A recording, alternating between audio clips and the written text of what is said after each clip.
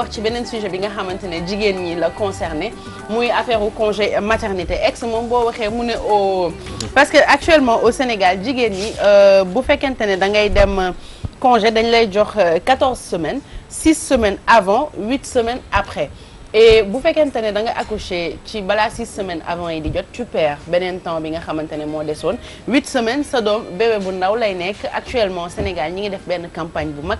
muy 2 mois. pour muy 2 mois voilà ñi ngi def campagne bu mag pour que nit yi war a mun allaiter seen bébé yi ba 6 mois.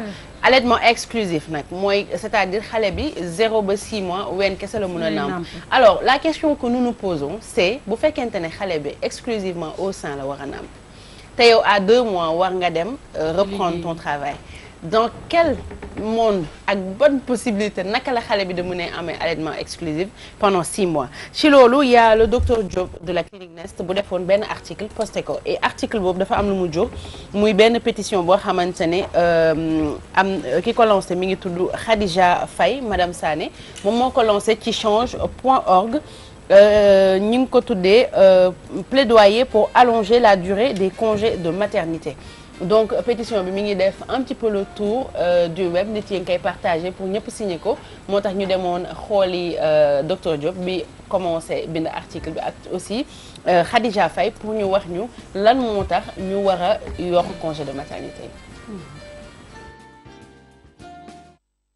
Traditionnellement congé de maternité pour jigéen ñi liggéey soo demee ba sa ëmb ba heure bi nga war a wasin mu des à peu près juróom-benni semaine ci ne ngay jël sa congé maternité 6 semaines avant n'est-ce pas soo demee ba wasin ba pare soo wasin à partir du jour bi ngay wasin dañ lay mettre encore 8 semaines juróom-ñetti semaines loolu mooy nekk sa congé maternité su nekkee ci biir wasin bi nag dañ la defal césarienne par exemple mën nañ la yokkal yeneen 3 semaines pour cicatrisation wala césarienne. jigéen ñi dañu nekkoon ci réseaux sociaux yi doon ñaxtu ci loolu da nga daan gis jigéen ñi nekk congé war a reprendre doon wax ci réseaux sociaux yi métitam donc métit bi ñuy àndal ci bàyyi doomam bu am 8 semaines maanaam ñaari weer pour reprendre liggéey bi donc ñu nekk ci loolu ba le mercredi 27 septembre le docteur Ablaye Diop daal di lancer le débat alors quand j'ai vu l'article du docteur j'ai vraiment saisi l'occasion c'est là comme message c'est ça c'est vraiment docteur ça c'est vraiment une très bonne chose boo xam ne mën nañu dimbale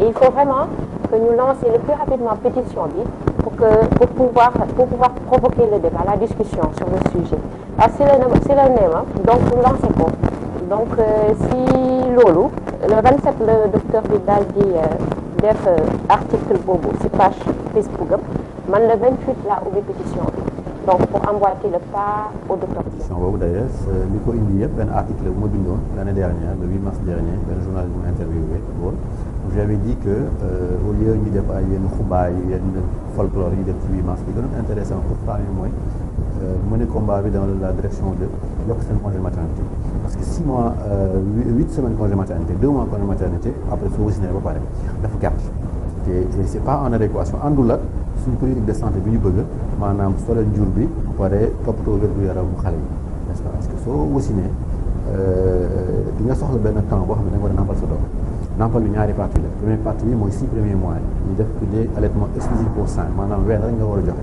ween kese d'ailleurs gouvernement bi ministère de la santé ñu ngi def campagne boo xam ne pour que nit yi di nampal seen doom dañ joxe biberon n'est-ce pas sauf s'il y a un problème évidemment pour nampal boobu mën a efficace 6 mois yi il faut que xale bi nga koy nampal chaque jour chaque ñetti waxtu ci bés bi ci journée bi ak chaque 4 heures de temps ci guddi gi or loolu àndul ak ñaari weer nga dem liggéey soo demee liggéey évidemment da nga leen a bàyyi xale bi ci kër gi jàmpul moo koy toppatoo wala sa yaay te doo ko mën nampal c'est vrai que may nañ la benn ñu tuddee heure d'allaitement benn heure boo xam ne may nañ la pour nga soit nga xëy 1 heure en après wala nga wàcc 1 heure plus tôt pour mën nampal sa doom mais loolu ça c'est absolument rien.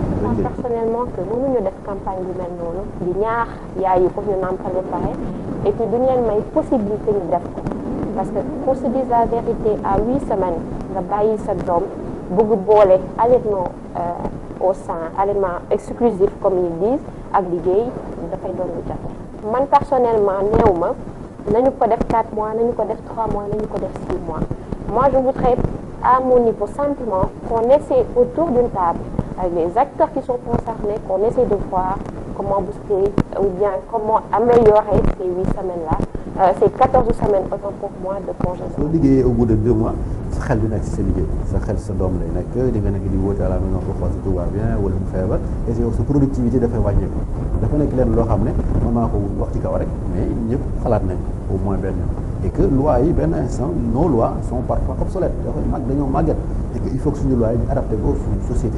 C'est vrai que peut-être à l'époque quand on écrivait la loi il n'y avait pas autant de femmes qui travaillaient qui avaient besoin de congé maternité mais maintenant les femmes travaillent au même titre que les hommes et donc dañu soxla ñu jox ñu nefa leen dans des conditions de travail en adéquation avec leur nature et que donc c'est un débat qui est d'actualité. Alors voilà, c'était donc le docteur Diop de la clinique Ness ak aussi Ndeye Khady Faye madame Sané ñi nga xam ne ñoo doon wax ci pétition bi ñu lancé pour que jigéen ñi war a mun am congé de maternité yu yokku léegi yow ex boobu ba léegi ñi nga wax nga naan ñu seen 6 mois yi du ngeen ci egg pourquoi tu penses que jigéen ñi waruñu lancer pétition pour yokk seen congé de maternité waaw demal sax mi du man kese demal. bi da nga mën a topp action rek dinaa la tontu ci 6 mois yi xam lu tax man ma ne d'accord parce que déjà da nekk ci société boo xamante ne. non wàcceel waaw wàcceel. wàcceel. bàyyi ma war a wàcceel léegi naanal ndox. naanal ndox bàyyi ma naan suma café. waaw kay naanal wàcceel ba pare eggal. ayca ñu dem léegi. waaw li nu kaa waxee léegi. 6 mois yooyu ngeen bëgg a ñaan. jigéen ñi ëpp góor ñi déjà benn ñaar. adduna bi fi mu toll jigéen ñi ñoo ëpp lu ñuy liggéey ko góor ñi. alors déjà je t'arrête jigéen ñi ëpp ñu góor ñi c'est mythe la. scientifiquement parlant ñoo tolloo. mythe la dañuy nax rek pour mën a takk ñaareel eggali.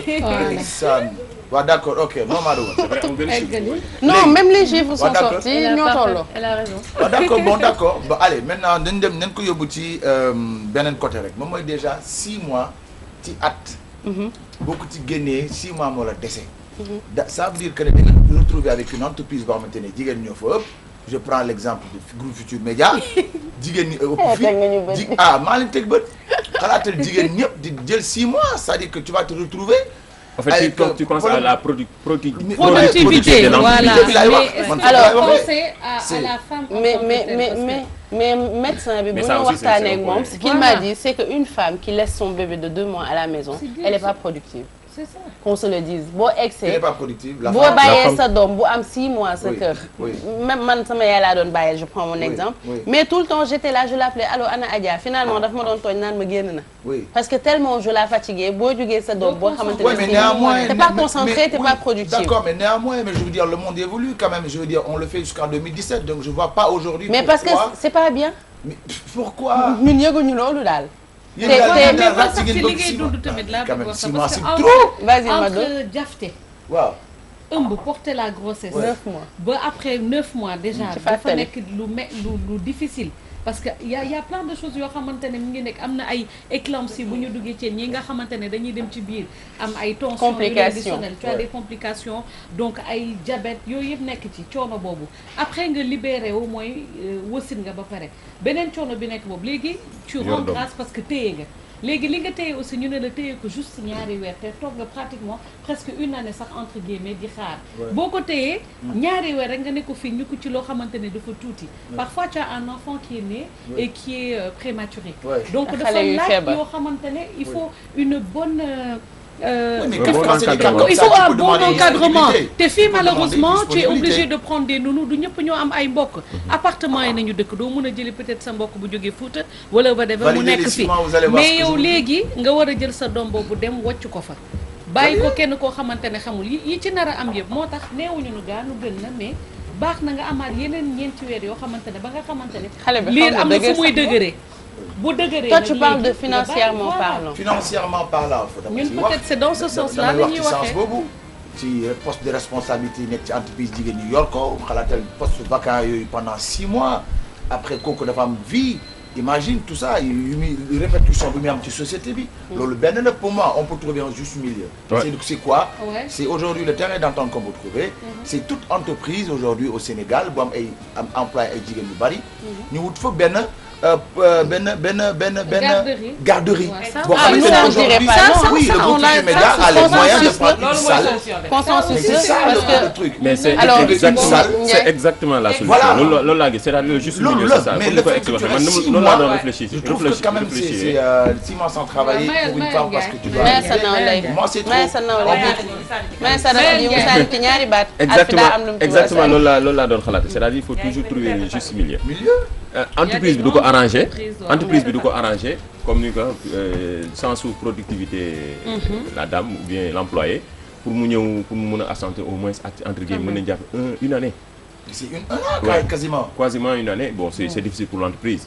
Oui ndax sûrement dañ la fay IPM tata yoo xam ne yeneen ak yeneen ci biir entreprise est-ce que dina arranger entreprise bi beneen sens bi comme ni ko Mado waxee aussi jigéen ak jaruñu ci jaar juruñu ëmbuñu mais xam nañu situation bi. wóoruñu de waaye yéen xamu leen xam nañ donc je pense que actuellement comme que dañuy évoluer ci modernité. jigéen boo xamante ne dafa kii ngeen wàcc ko bàyyi ko ëmb. waaw yéen a gën a sans soutien vraiment mais Mado may ma rek ma daane. mayel ma doo rek may leen ma doo.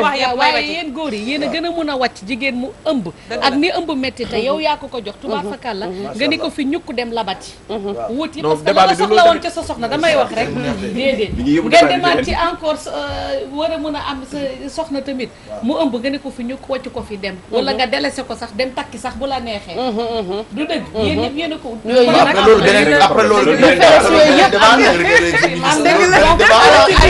parce que c'est par rapport à non parenthèse rek buñ ci dugaloon mais yooyu yëpp day am alfi li ma ciy ragal Bijou mooy que mu yàqal ñu ñun en tant que jigéen bu ñuy postuler ci yenn poste yi mu yàqal ñu mais li ex wax solution la parce que soo gisee aménager benn salle bu ndaw boo xamante ni da nga koy climatiser wut ay lal yu ndaw teg ko fa jënd ay couche wut benn toilette aménager ko nga xamante ni tey su Bijou jëlee pause heure café publicité di jàll mu mën a dem fekk bébé wam ak benn nunu wam ci côté bi mu ko koy xoolal muy mën di liggéey di xool doomam loolu tamit solution la Mado. Entreprises le peuvent et d'autres non. En tant que femme mu wax ci. Voilà. En tant que femme, moi je suis entre les deux daal, je suis entre les deux. Comme voilà, je suis partagée comme man dama bëgg productivité. Effectivement. bëgg liggéey. Donc pour moi les choses doivent évoluer. Ouais. Donc c'est très normal kon dañuy comme li ngeen wax garderie peut-être. ñu teg ko ci bureau yi pour les femmes yi nga xam ne ñu ngi doog a accoucher mën nañu garder foofu seen doom yi di liggéey di leen suivre loolu si c'est possible c'est l'idéal. C'est l'idéal, c'est une très bonne solution. pétition boobu ñu def alors on a parlé de productivité.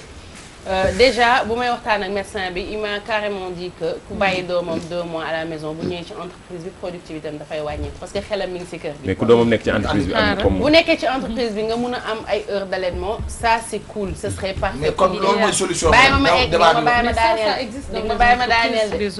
ma bàyyi ma daaneel heure d'allaitement yi ni ñu koy joxee actuellement.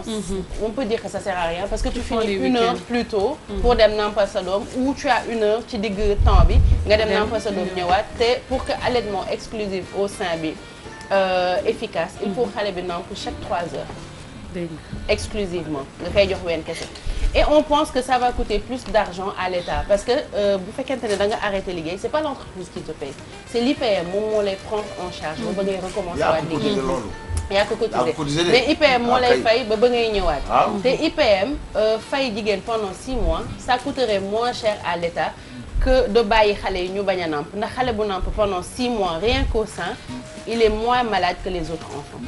Économiquement parlant jox jigéen yi 6 mois moo leen gën arrangé que jox leen 2 mois xale bi feebar tey état bi prendra ko en charge. Donc bu fekkee côté finance bi loolu moo gën arrangé état bi.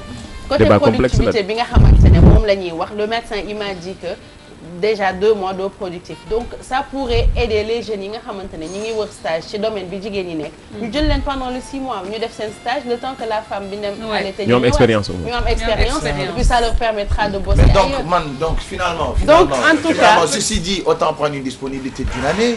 Mais après, si tu prends la disponibilité, qui va te prendre en charge? Voilà. Ah oui. Voilà, mais tu veux pas quelque chose de son contraire. Non, on ne veut pas le contraire, on veut le bien-être de la maman et de l'enfant. Ouais, mais non, il faut faire un choix à un moment donné. En Je suis tout cas, d'accord.